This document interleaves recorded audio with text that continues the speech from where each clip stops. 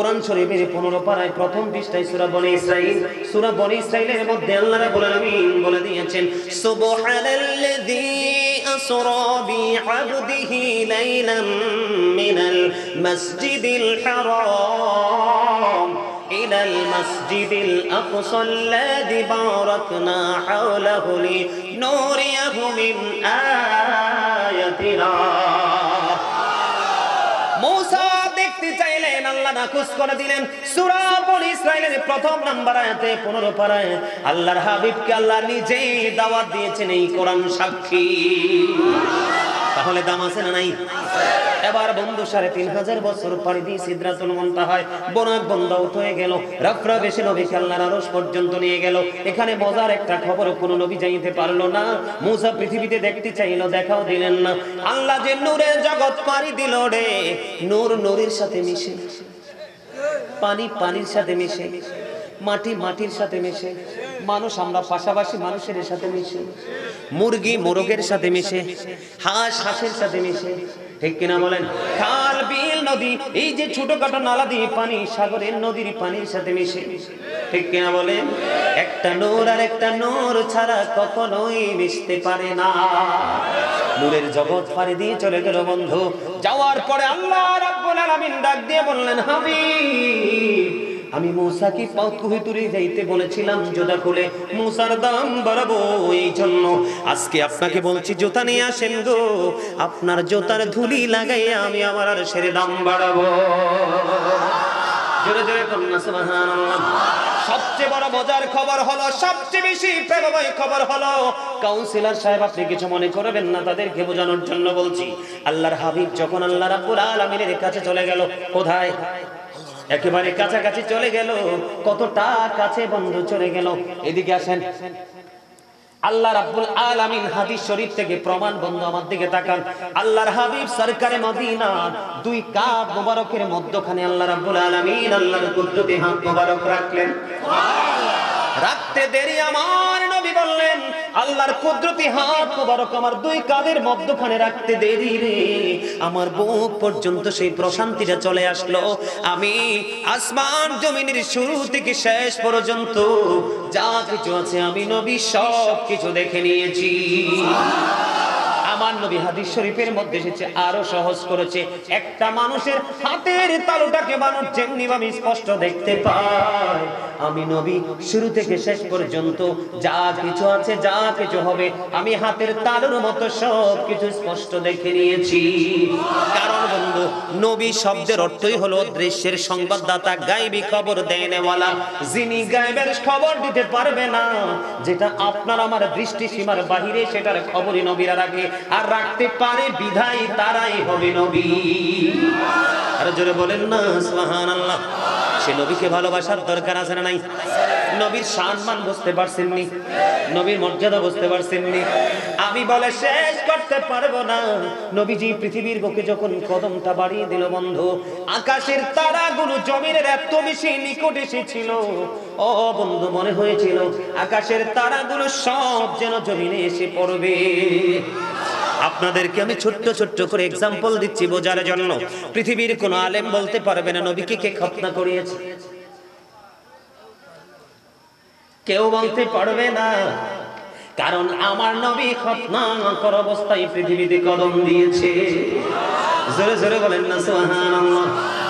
উম্মে সালমা রাদিয়াল্লাহু রাসূলের ফুফু সুফিয়া, তিনি বললেন, আমেনার উদর থেকে যখন আমার নবী কদমটা বাড়িয়ে দিল, কদমটা বাড়িয়ে দিতে দেরি রে, আমেনার উদর থেকে ছেলে হলো না মেয়ে হলো, দেখতে গেলাম, দেখতে যাইতে দেরি রে, আমি নজর দিয়ে চাইয়া দেখলাম রাসূলের ফুফু সুফিয়া রাদিয়াল্লাহু তাআলা আনহা, ওনার বয়ান, উনি বলতেছেন, আমি নবীজির কাছাকাছি যাইতে দেরি, নবীজির কাছে যাওয়ার আগে আমি নজর দিয়ে চাইয়া দেখলাম নূরের একটা চাদর, আল্লাহর কুদরতি নূরের একটা চাদর আসলো রে, এসে নবীজির বুক মোবারক থেকে পুরো অংশটা ঢেকে দিল।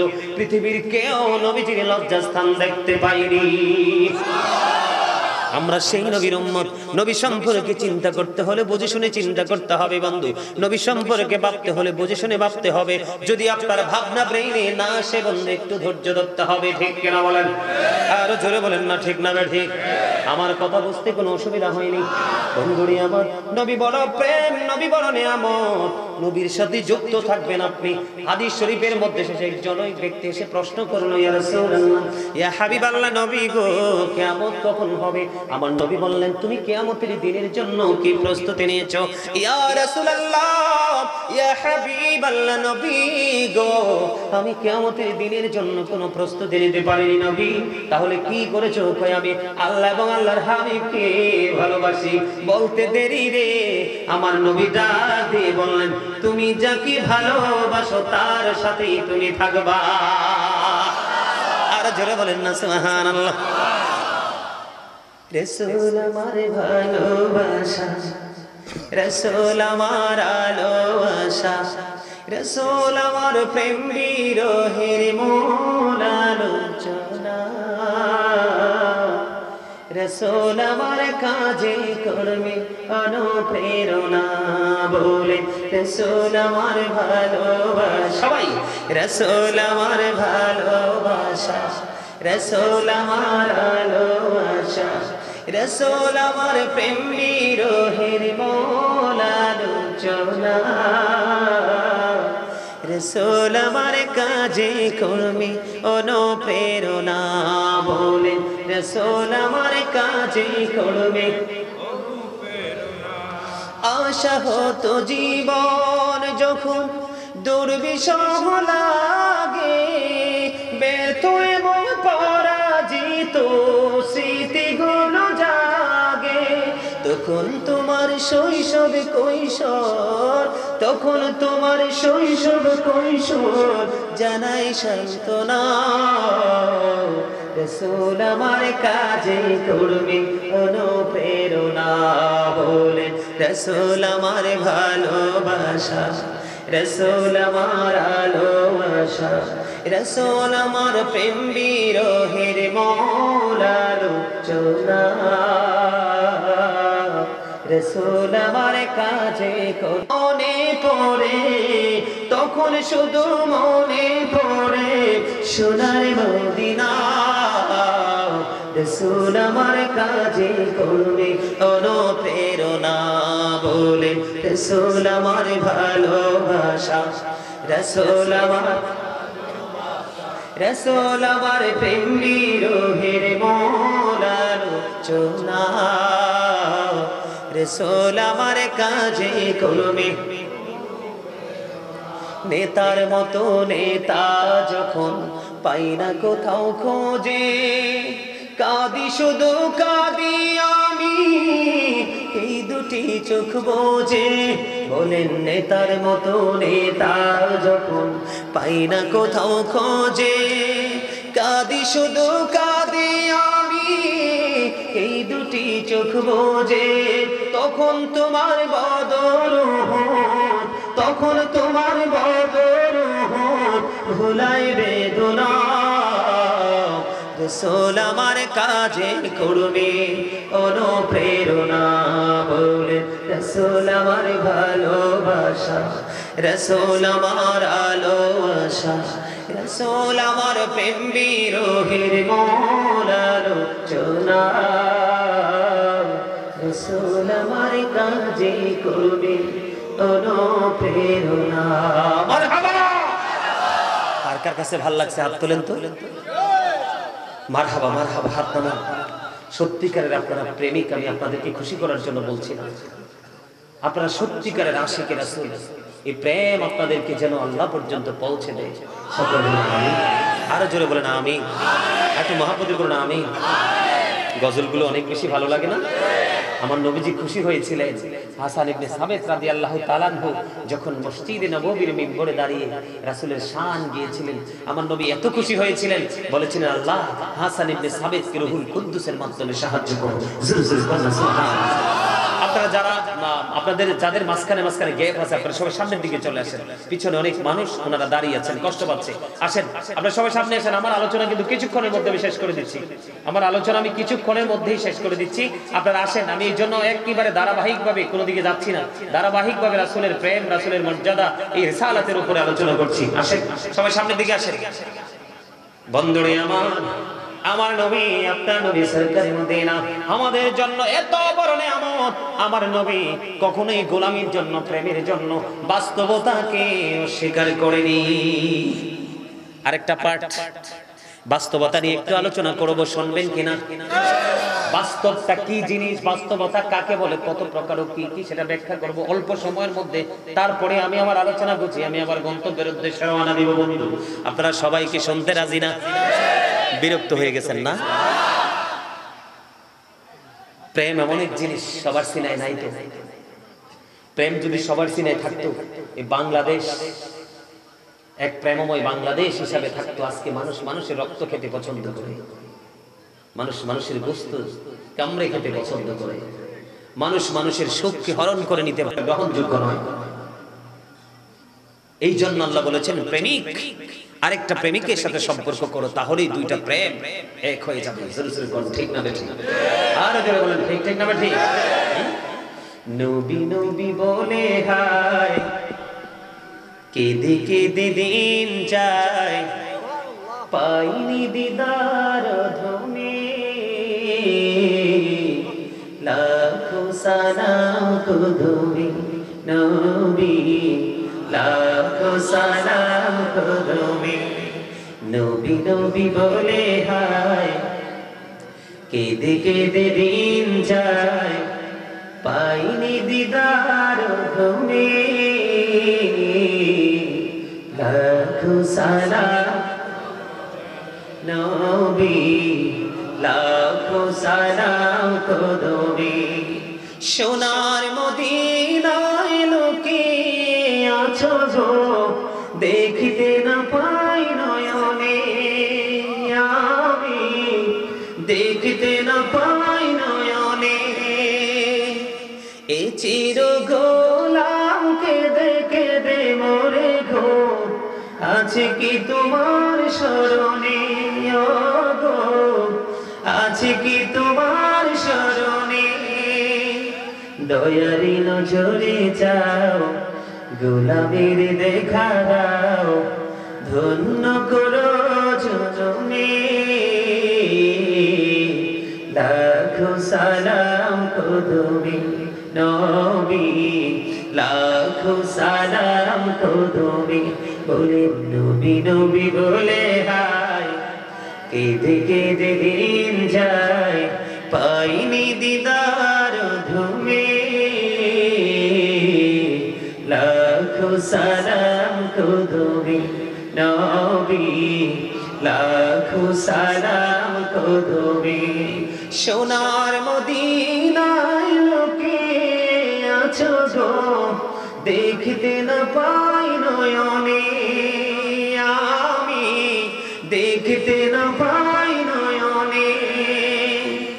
এ চির গোলাম কেঁদে কেঁদে মরে গো, আছে কি তোমার স্মরণে গো, আছে কি তোমার স্মরণে। দয়ারি নজরে যাও, গোলামের দেখা দাও। বলেন দয়ারি নজরে যাও, গোলামের দেখা দাও, ধন্য করো জনমে, লাখো সালাম তুমি নবী, লাখো সালাম তুমি। কঠিন হাসরে দেখিও নবী গো, নইলে ডুবে যাব তব বিহনে, নইলে ডুবে যাব তব বিহনে। তোমারি তোমারি উম্মত ভিক্ষা চাহে গো, দেখা দিও ঘোর নিদানে গো, দেখা দিও ঘোর নিদানে। বসে আছি আশাতে নিশি ঘোর পোহাতে, কামলি ওয়ালার করুণে নবী, কামলি ওয়ালার করুণে, লাখো সালাম তুমি নবী, লাখো সালাম তুমি। বলে নবী নবী বলে হায় থেকে দিন যায় পাইনি দিদার ধমে লাখো সালাম কদমে নবী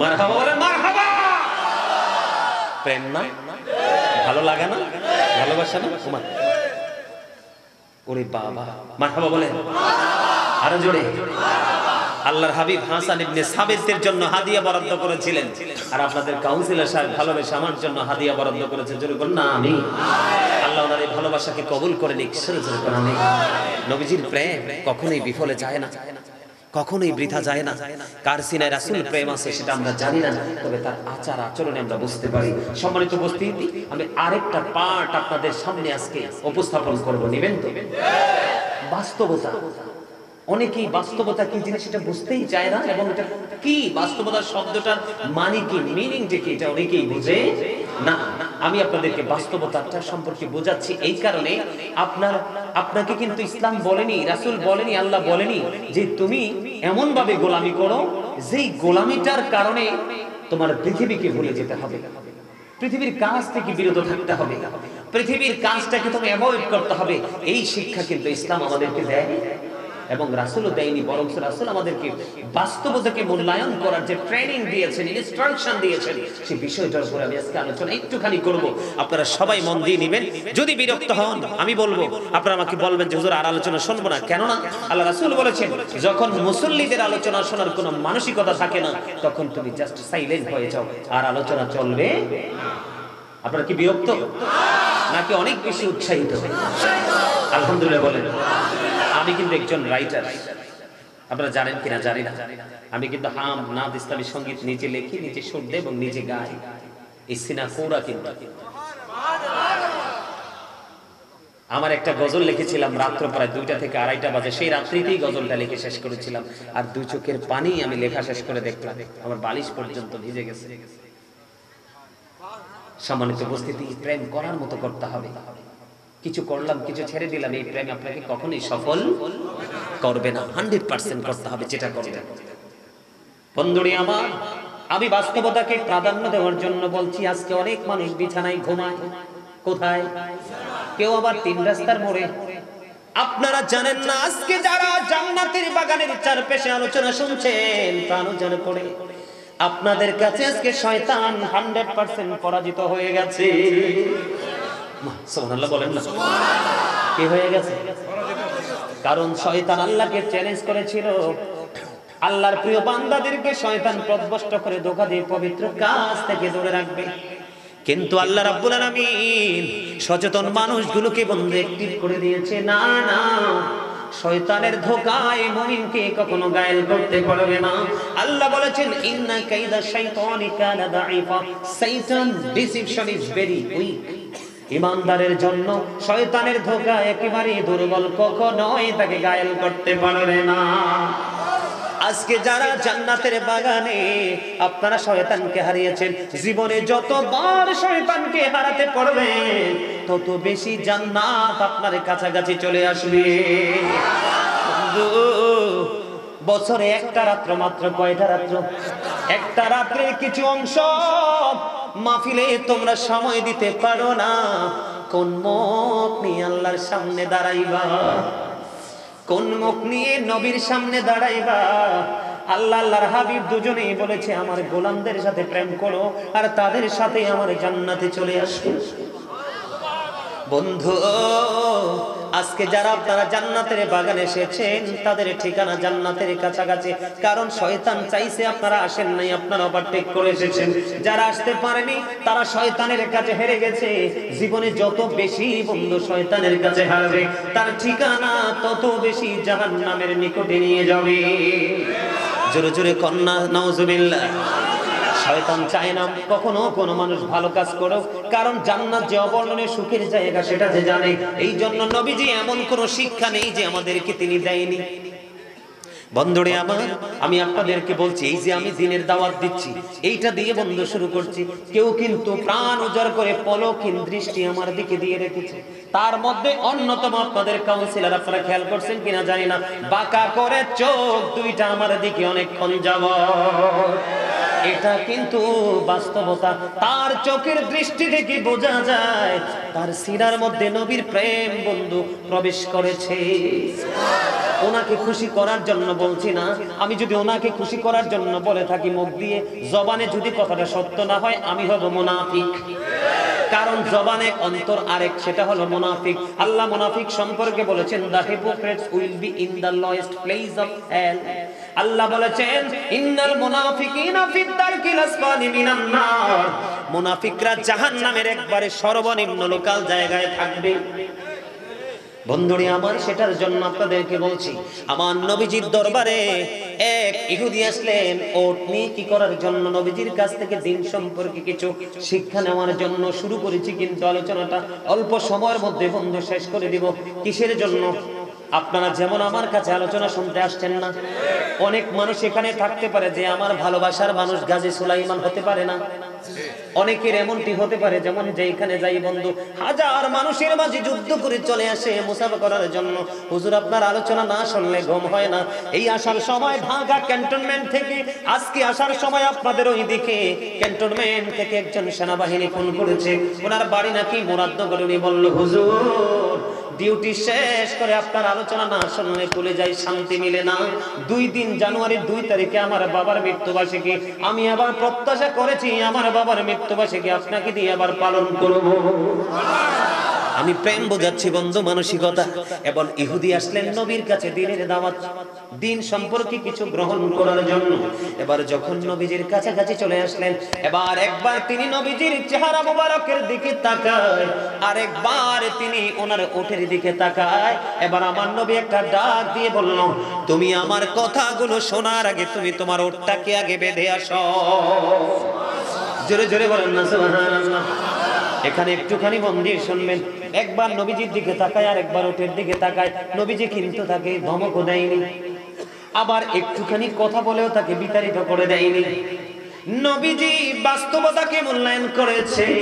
একজন মরুচারীর জন্য ওটের গুরুত্ব ছিল অপরিসীম, এই জন্য নবীজি বাস্তবতাকে তিনি প্রাধান্য দিয়েছেন। বন্ধু আমার নবী বলেছেন, আমার কথা শুনতে হলে তুমি তোমার ওটটাকে আগে বেঁধে আসো। এখানে নবীজি দিনের দাওয়াতটাকে যেমনি ভাবে মূল্যায়ন করেছেন, তাকে দাওয়াত দিতে হবে তেমনি ভাবে তার যে এটা দৌলত, পৃথিবীতে চলার জন্য অর্থ লাগবে, অর্থের যোগান এই ওট দিবে, নবী এইটাকেও প্রাধান্য দিয়েছে। জোরে জোরে বলেন না সুবহানাল্লাহ। এটার নাম হলো সরকারি মদিনা। আমার কথা কি আপনারা বুঝেছেন? বন্ধুরে আমার, আপনাদের মধ্যে অনেকেই আছেন আগামীকালকে দোকান হবে, কি হবে, আমার ব্যবসা আছে, আমার ক্লাস আছে, আমার স্কুল আছে, আমার চাকরি আছে, অজুহাত দিয়ে চলে গেলে। কিন্তু আজকে যে মাহফিল হচ্ছে, আপনি বাস্তব পরিবেশটাকে অস্বীকার করেছেন। কখনো কোন মুমিন বাস্তবতাকে অস্বীকার করতে পারে না, ঠিক কিনা বলে? আর জোরে বন্ধুরে আমার, এবার আসে 3 জন লোক মনে মনে চিন্তা করতেছেন হাদিস শরীফের মধ্যে এসেছে কয়জন? 3 জন লোক মনে মনে চিন্তা করতেছেন হাদিস শরীফের মধ্যে এসেছে। তারা চিন্তা করলেন, গবেষণা করলেন, অবজারভেশন করলেন, করে তারা ডিসাইড করলেন নবী যে নবীদের আমলের কাছে আমাদের আমলটা কিছুই না, একেবারে নগণ্য। এবার প্রথম জন তিনি চিন্তা করলেন, তিনি মনে মনে চিন্তা করতেছেন এবং একজন আরেকজনের সাথে বলতেছেন, আমার জীবনে আমি ধারাবাহিকভাবে নামাজি মসজিদে নামাজ পড়বো, আমি মসজিদ থেকে বের হব না। আরেকজন বলতেছেন, আমি ধারাবাহিকভাবে বন্ধু রোজা রাখবো, আমি রোজা ভাঙবো না। আরেকজন বলতেছে, আমি বিয়ে করেছি, আমার বউ আছে, আমি আমার বিবির কাছে কোনোভাবেই যাব না। এবার নবীজি তাদের 3 জনের বক্তব্য শুনলেন। শোনার পরে নবীজি বললেন, ক্বালা আইয়ুকুম মিসলি, তোমরা কে আছো আমার মতো? কখনোই তোমরা আমার মতো হতে পারো না। আমার নবী বলছেন, আমি নবী হওয়ার পরেও কখনো ফরজ নামাজ পড়ি, কখনো নফল নামাজ পড়ি, আবার কখনোই আমি বিরতি দিই। তার মানে নবীজি বলেছেন, তোমার কাছে তোমার দেহেরও একটা হক আছে, তার মানে তোমার শারীরিক সুস্থতার দিকেও তোমাকে নজর রাখতে হবে। শুধু না খেয়ে না ঘুমিয়ে বিরামহীন আমল করার কথা নবী বলেনি। সুবহানাল্লাহ বলবেন না? কি সুন্দর শিক্ষা না, কি চমৎকার ট্রেনিং, ঠিক কিনা বলেন? আরো জোরে বলেন, ঠিক না ঠিক? বন্ধুরে আমার, আরেকজনকে তিনি বললেন কন্টিনিউ রোজা রাখবেন। আমার নবী বললেন আমিও তো রোজা রাখি, কখনো কখনো রোজা ভাঙি, কখনো রোজা ভাঙি আবার কখনো রোজা রাখি, ঠিক কিনা বলেন? জোরে জোরে বলুন সুবহানাল্লাহ। আরেকজন বললেন তিনি বিবির কাছে যাবে না, তিনি বিবি থেকে দূরে থেকে শুধু আমলে নিয়োজিত থাকবে। আমার নবী ডাক দিয়ে বললেন না না, শুধু শুধু আমল করলে চলবে না, কারণ তোমার কাছে তোমার বিবির হক আছে, কারণ এটা তোমার বডির একটা অংশ। বাস্তবতাকে অস্বীকার করেছে নাকি মূল্যায়ন করেছে? আপনারা যারা আজকে জান্নাতের বাগানে আসতে পারেননি বা ইচ্ছে করে আসেননি, আমি আপনাদেরকে বলবো নবী বাস্তবতাকে সম্মান করেছে, আপনি বাস্তবতাকে অসম্মান করেছে। এটাই হলো নবীর সাথে বেয়াদবির জন্য যথেষ্ট, ঠিক কিনা বলে? আমার কথা কি আপনাদের বুঝে আসে? বন্ধুরে আমার, আমি আপনাদেরকে আরো চমৎকার ভাবে বলে দিব, আপনাদের বিবেক কিছু কিছু বন্ধু এক্সাম্পল দিব, সব তো দিতে পারবো না। বন্ধুরে সাদ বিন মুআজ রাদিয়াল্লাহু তাআলা তিনি প্রতিদিন নবীজির পিছনে ইশারের জামাত পড়তেন, জামাত শেষ করে ওনার গোত্রে চলে যেতেন। যাওয়ার পরে উনি কি করতেন, ওইখানে আবার ইমাম হয়ে তিনি ইমামতি করতেন। সুবহানাল্লাহ, ইমামতি করতেন। একদিকে তিনি নবীর পিছনে মুসল্লি, বুঝবেন কিন্তু নবীর পিছনে কি মুসল্লি। ইনি যখন ওনার গোত্রে গন্তব্যে ফিরে যেতেন, ওখানে গিয়ে তিনি আবার ইমামতি করতেন। প্রত্যেক দিন এশারের নামাজের জামাত তিনি পড়াতেন। একদিন হঠাৎ করে দেখতে পাইলেন ওনার পিছন থেকে একজন মুসল্লি ওনার পিছনে জামাত পড়লেন না, নামাজ পড়লেন না, নামাজ একা একা পড়ে তিনি খেজুর বাগানে পানি দেওয়ার জন্য চলে গেলেন। খেজুর বাগানটাকে তিনি পরিচর্যা করার জন্য চলে গেলেন। এবার বন্ধু নবীজির কাছে বিচার চলে গেল। বিচার যাওয়ার পরে নবীজি যিনি জামাতে নামাজ ছেড়ে দিয়েছেন, আমার নবী ওনাকে ডাকেননি, আমার নবী ডেকেছেন সাদ বিন মুআজকে। জোরে জোরে আল্লাহু আকবার। আমার নবী এবার একটা ডাক দিয়ে বললেন, মুমিনের প্রত্যেকটা কাজ ইবাদত, এর মধ্যে নিত্যদিনে নিজের চাহিদা পূরণ করা এবং ফ্যামিলির চাহিদা পূরণ করা, তাদের সকাল দুপুর সন্ধ্যা খাবার সংগ্রহ করা, এটাও মুমিনের জন্য বড় ইবাদত। যদি সে সওয়াবের আশায় করে, এটা তার আমলনামায় সাদকার সওয়াব চলে আসবে। জোরে জোরে বলুন সুবহানাল্লাহ। আমার নবী এবার একটা ডাক দিয়ে বললেন, সাদ বিন মুআজকে একটা ডাক দিয়ে বললেন, তুমি আমার পিছনে মুসল্লি হও, তোমার গোত্রে গিয়ে তুমি ইমামতি করো। কেন ওই খেজুর বাগানের মালিক কেন ওনার পিছনে নামাজে জামাতে নামাজ পড়লেন না? নামাজটা একা পড়ে তিনি খেজুর বাগানে চলে গেলেন, কারণ সাদ বিন মুআজ তিনি অনেক লম্বা কেরাত পড়তেন। জোরে জোরে বলেন না আল্লাহু আকবার। কোরআন এমন একটা মধুময় নেয়ামত বন্ধু, প্রেমময় মনের শৈল্পিক সৌন্দর্য মানুষকে মুগ্ধ করে। এটা যতই শুনে ততই মানুষ মুগ্ধ হয়, ঠিক কিনা বলেন? এটা গুনাহ থেকে মুক্তি পাওয়ার জন্য বড় গুরুত্বপূর্ণ ভূমিকা রাখে। তারপরেও আমার নবী বাস্তবতাকে মূল্যায়ন করার জন্য আমাদেরকে ট্রেনিং দিচ্ছেন বন্ধু। এবার তিনি বললেন, তুমি যখন জামাতে নামাজ পড়ো, ছোট্ট ছোট্ট কেরাত দিয়ে নামাজ পড়বে, কারণ ওই যে খেজুর বাগানের মালিক খেজুর বাগান পরিচর্যার জন্য চলে গেল, তার কারণ হলো সে কোনো দোষ করেনি, ভুল করেনি। কারণ অর্থনৈতিক চাকা যদি সচল না থাকে, তাহলে মানুষের মুখে খাবার থাকবে না, খাবার উঠবে না। খাবার যদি না খায় মানুষ, তাহলে কোনো কিছুই করা তার পক্ষে সম্ভব নয়। তিনি শুধু নামাজ পড়লেই চলবে না, সময় মতো অর্থ উপার্জনের জন্য, খাদ্যের যোগানের জন্য খেজুর বাগানকেও পানি দিতে হবে।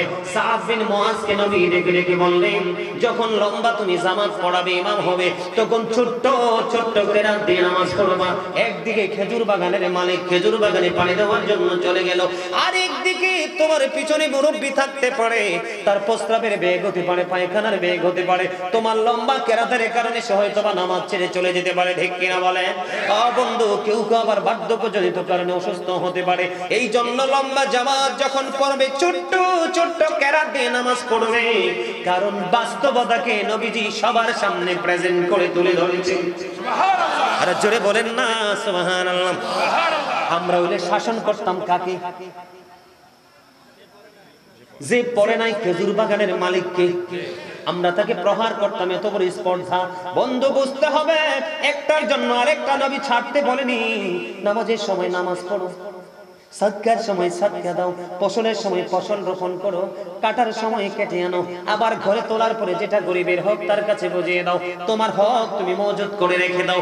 কিন্তু তুমি যদি দেখো পৃথিবীর বুকে বন্ধু বাংলার জমিনে দুর্ভিক্ষ দেখা দিয়েছে, অভাব অনটন দেখা দিয়েছে, মানুষের ঘরে খাদ্যের অভাব দেখা দিয়েছে, এই দিকে তোমার ঘরে পর্যাপ্ত খাবার তুমি মজুদ করে রেখেছো, এই করতে করতে 40 দিন যদি মজুদ করে রাখো তোমার খাবার, মানুষ এদিক দিয়ে হাহাকার করছে, মানুষ কষ্ট পাচ্ছে, এদিক দিয়ে তোমার কাছে পর্যাপ্ত পরিমাণ তোমার গোডাউনে আছে, 40 দিন পার হওয়ার পরে তোমার এই অর্থ হয়ে যাবে হারাম, এটা দিয়ে কোনো বেনিফিট তুমি পাবা না, বরং তুমি অপরাধী হয়ে যাবা। কথা কি বুঝে আসছে? আর জোরে। গতকালকে মাহফিলে আমি সেই আলোচনাটা করেছিলাম বন্ধু গো, বর্তমানে ব্যবসায়িকরা, গোডাউনের মালিকরা, কোলেস্টরের মালিকরা সাধারণ মানুষের উপর নিবিড় ভাবে নির্যাতন চালাচ্ছে। সাধারণ মানুষ কুল কিনারা খুঁজে পায় না। আমি তোমাদেরকে বলবো তোমরা বাস্তবতাকে মূল্যায়ন করো, কারণ আল্লাহু খায়রুল মাকিরিন, শ্রেষ্ঠ কৌশলের মালিক হলো আমার আল্লাহ। তোমার অভাব, তোমার খাবার ফুরিয়ে গেলে তোমাকে দেবে কে? আল্লাহ। তোমার পকেটের টাকা ফুরিয়ে গেলে দেবে কে? আল্লাহ। তোমার সব কিছু দেওয়ার মালিক আল্লাহ। তুমি নিজে তো নিজের না, কেন করছো এত বাহাদুরি? ঠিক কিনা বলে? আমি আপনাদেরকে বলে দেই বন্ধু, আমাদের দেশে ব্যবসায়িকরা কাস্টমার ঠকানোর জন্য অনেক ধরনের কৌশল খাটায় কি খাটায় না? আর যারা বলেন খাটায় কি খাটায় না? বন্ধুরে আমার দিকে তাকান, মুসলিম শরীফের হাদিস, ছোট্ট করে আমি বাস্তবতা নিয়ে আলোচনা করছি, এগুলো আমাদের বাস্তবতার সাথে মিল আছে না নাই? আছে। বিশেষ করে যুবক, তোমরা বুদ্ধি করে শোনো, আমি তোমাদেরকে কেন্দ্র করে বলছি, তোমরা একটু মন দিয়ে শোনো যুবক, কারণ হয়তো আর এখানে নাও আসা হতে পারে। কথা বলেন। আমি এই জন্য যেখানেই যাই মাহফিল অত্যন্ত গুরুত্ব সহকারে কথাগুলো বোঝানোর চেষ্টা করি। বন্ধুরে আমার, হযরত আবু হুরায়রা রাদিয়াল্লাহু তাআলা আনহু থেকে হাদিসখানা বর্ণিত, হাদিসখানা এসেছে মুসলিম শরীফের মধ্যে। আমার নবী একদিন বাজারের মধ্য দিয়ে হাঁটে যাচ্ছেন, হাঁটে যাওয়ার সময়, হাঁটার সময় রাস্তার পাশে দেখতে পাইলেন বিশাল একটা সবজির স্তূপ।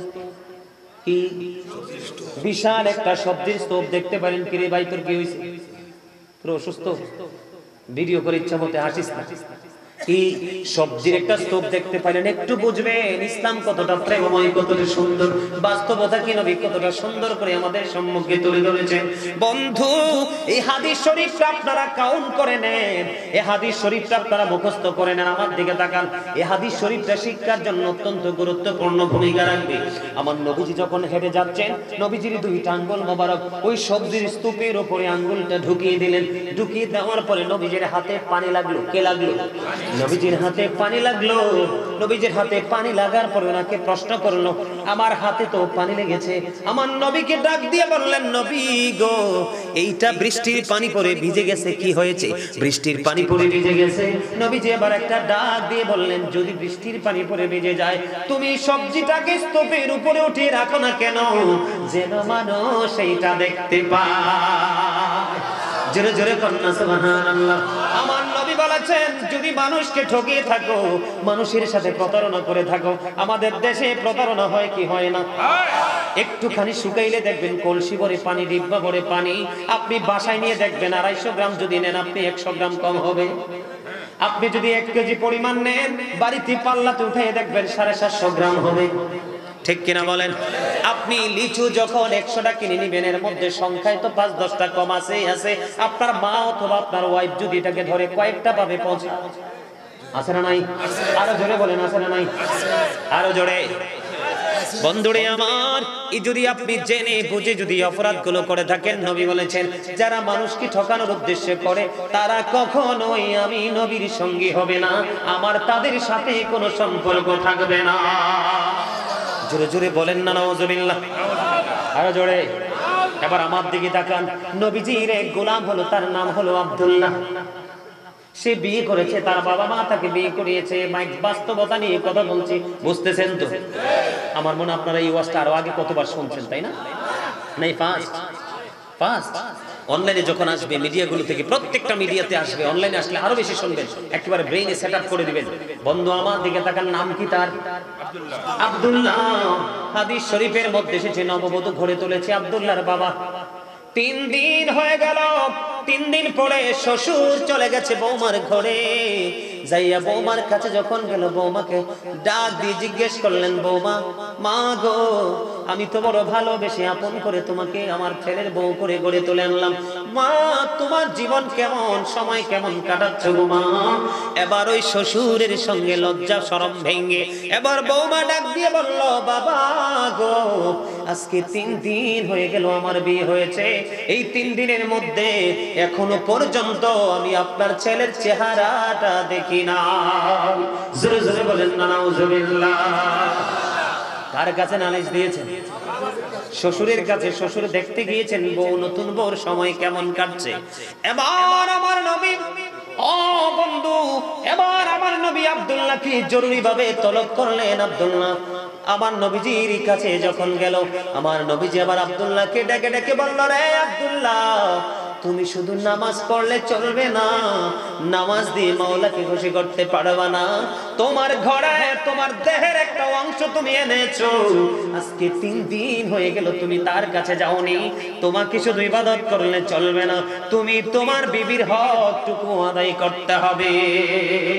আমি আপনাদেরকে বলে দেই বন্ধু, কোন স্বামীর এগেইনস্টে যদি কোন স্ত্রী কিয়ামতের দিন অভিযোগ করে, সেই স্বামী যত বড় বুজুর্গ সুফি হোক না কেন, সে পার পাবে না। আমার নবী জানিয়ে দিয়েছে, বলবো কি বলবো না?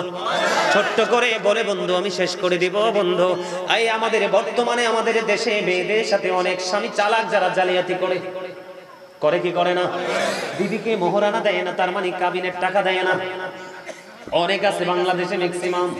যদি আপনি বিবির সাথে সংসার করেছেন, তার সাথে জীবন অতিবাহিত করে মোহরানা না দিয়ে আপনি কবরে চলে গেলেন, বিবি আপনাকে ক্ষমা করলো না, কাল কিয়ামতের দিন ওই স্বামীকে আল্লাহ ক্ষমা করবে না। হাদিস শরীফের মধ্যে এসেছে, সামর ইবনে জুনদুব রাদিয়াল্লাহু তাআলা থেকে আমার নবী বলেছেন, ওই স্বামীকে কাল কিয়ামতের দিন জিনাকারীর অন্তর্ভুক্ত করে দাঁড় করানো হবে। জোরে জোরে বলেন না নাউজুবিল্লাহ। আবার অনেক স্ত্রী আছে বন্ধু, স্বামীর সাথে সময় দেওয়ার পরেও ফেসবুকের মাধ্যমে অন্য পুরুষের দিকে হাত বাড়ায়। আছে না নাই? আরো জোরে বলে। বন্ধুরে আমার, আমি হাদিস শরীফ থেকে বলছি, আমার মন গড়া কোনো কথা নয়। জরেন যেই বিবিটা অন্য পুরুষের দিকে তার কোন নজরটা যাবে, স্বামী যখন গভীর রজনীতে তার বিবির কাছে যাইতে চাইবে, বিবি কখনোই তার দিকে হাসি মুখে আসবে না। কথা বলেন না কেন? বন্ধুরে আমার, স্বামী স্ত্রীর কাছাকাছি চলে যাচ্ছে, স্ত্রী স্বামীকে উপেক্ষা করে মুখটা কালো করে অন্যদিকে মুখটা ঘুরিয়ে নিল। স্বামী এত ভদ্র, এত জেন্টেল, সে মনে মনে ভাবতেছেন, আমার স্ত্রীর মনে আজকে মনটা ভালো না, যা হোক সে তার মতো করে থাকুক। কিন্তু মনে মনে স্বামীর মনে কষ্ট হয়ে গেল। আল্লাহর নবী সরকারে মদিনা তিনি বলে দিয়েছেন, আমি মা বোনদেরকে বাস্তবতা নিয়ে আলোচনা করছি, এই জন্য বলছি। বন্ধুরে আমার নবী বলেছে, গজবের ফেরেশতারা তখন থেকে সকাল পর্যন্ত ওই স্ত্রীটাকে শুধু অভিশাপ লানত দিতে থাকে। জোরে জোরে বলুন নাউজুবিল্লাহ। কথা কি বুঝতে পারছেন? আর বাকি আলোচনা অনলাইন থেকে শুনবেন। প্রায় 2 ঘন্টা হয়ে গেছে আলোচনা, একটা না। বেশি করলে আবার বিরক্ত হবেন, মনে রাখতে পারবেন না। সম্মানিত উপস্থিতি, অনেক লম্বা আলোচনা করেছি। যদি ভুলে যান, ক্যামেরা থেকে চ্যানেল থেকে এগুলো কাউন্ট করবেন, তবে একসাথে আসবে না, ওরা হয়তো পার্ট পার্ট করে এগুলো কি করবে।